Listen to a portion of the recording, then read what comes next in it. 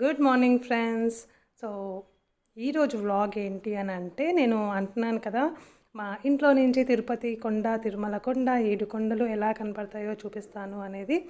So నేను విండోలో నుంచి చూపించలేకపోతున్నాను బికాస్ ఆఫ్ రాడ్స్ మీకు కరెక్ట్గా వ్యూ కరెక్ట్గా కనబడదు. ఎట్లన్నా ఇంక టెర్రస్ మీదకి వెళ్ళిపోయి చూపిద్దామని. సో ఇప్పుడు టైం వచ్చేసి 3 అలా అవుతుంది. సో ఈవినింగ్ 5:30కి అలా వెళ్దాము బికాస్ ఎండ ఉంటుంది కదా, బాబుని పైకి తీసుకెళ్తాను కాబట్టి. సో ఈవినింగ్ 5:30కి వెళ్దామని ఇప్పుడు కాసేపు మంచిగా పిల్లలతో చిల్ అవుతుందని అనమాట.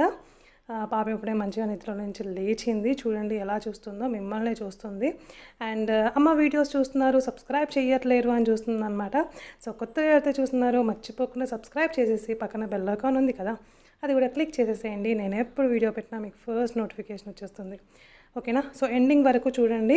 చాలామంది కామెంట్ సెషన్లో అడుగుతున్నారు, పిల్లలకి హెకప్స్ వస్తే, ఎక్కిళ్ళు వస్తే ఏం చేయాలి, భయం అవుతుంది అని అడుగుతున్నారు. బికాస్ ఏం చేయాలో నేను లాస్ట్లో పెట్టేశాను అనమాట.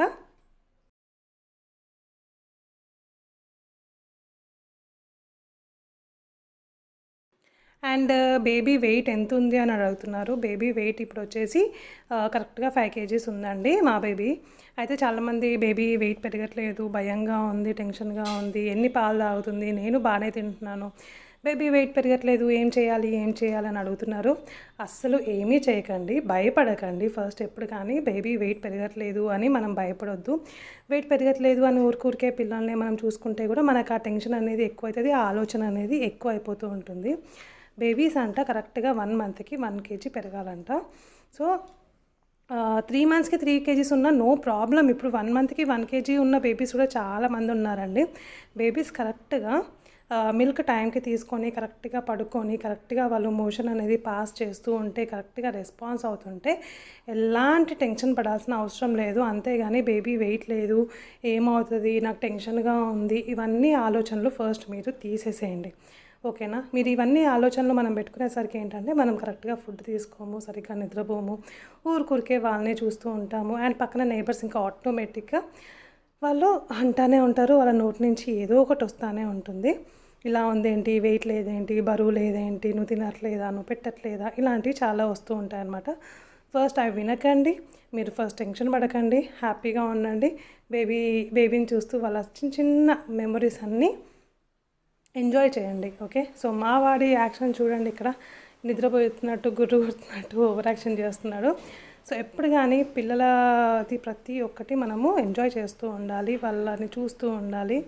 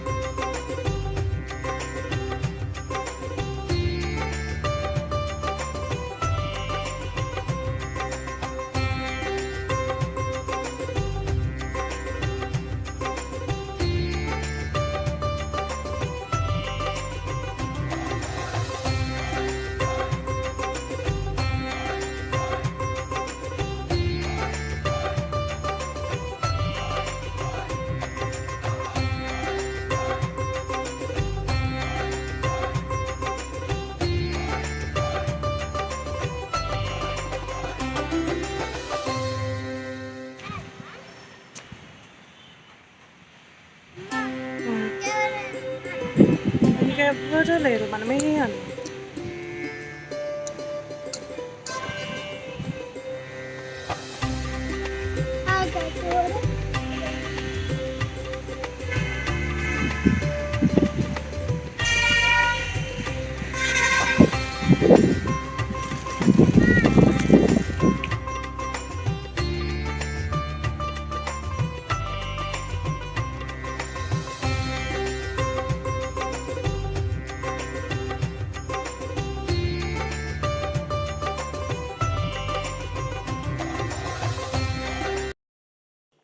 సో ఇక్కడ నేను మీకు ఇప్పుడు నా రైల్వే ట్రాక్ కూడా చూపిస్తాను. ట్రైన్ వెళ్తూ ఉంటుంది డైలీ తప్పకుండా మార్నింగ్ టు నైట్ వరకు అయితే 6 to 7 ట్రైన్స్, 6 to 7 కాదు, దగ్గర 10 to 15 ట్రైన్స్ వెళ్తూనే ఉంటాయి.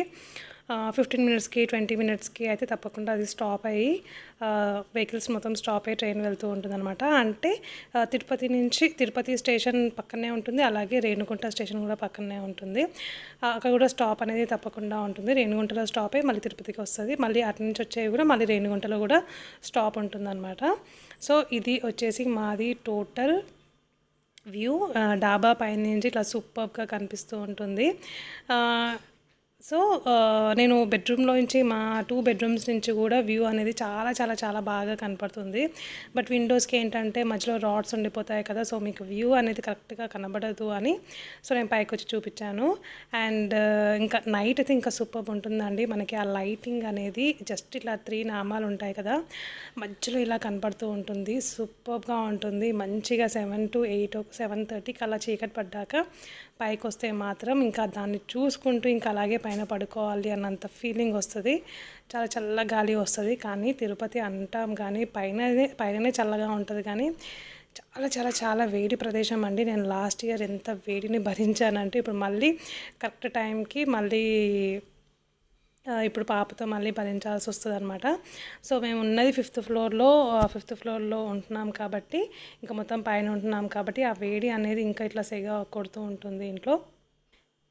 ఇంకా పాప కరెక్ట్గా పైకి వెళ్దాం అనుకున్న టైంలోనే నిద్రపోయింది. అప్పుడు దాకా చూసింది ఆడుకుంది. అప్పుడే పైకి వెళ్దాం కాసేపు అనుకునేసరికి ఇంకా మా వాడికి చెప్పాను అనమాట పైకి వెళ్దామని. ఇంక ఊరుకోడు. సో ఇంకా అట్లీస్ట్ ఒక 10 minutes అన్న ఉండేసి వద్దాము అని తీసుకొని వచ్చాను ఇంకా పాపను కూడా పైకి. అండ్ కుదిరితే నేను మొత్తం తిరుపతిలో ఏమేమి తిరగొచ్చు, ఏమేమి చూడొచ్చు ప్రతి ఒక్కటి చూపిద్దామని అనుకుంటున్నాను.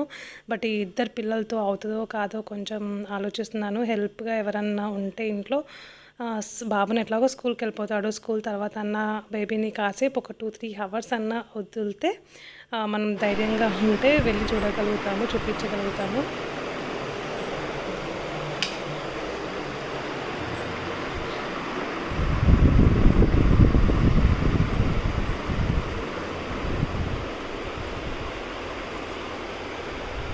లేచావా ఉమ్ము? లేచినావా? చీటీ తల్లి, బంగారు తల్లి వచ్చి లేచినావా? అయ్యా ఏం పోజే అది? ఓం పోజే బంగారీ.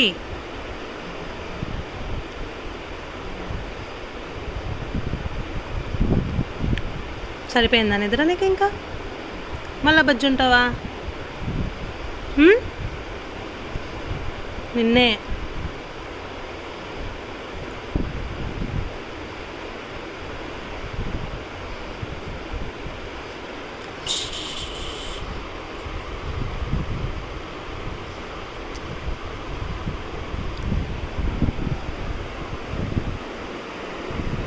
బాయ్. నేను పోతున్నా ఇక్కడి నుంచి. ఆడుకుంటాను ఒకదాన్ని. ఆడుకుంటావా?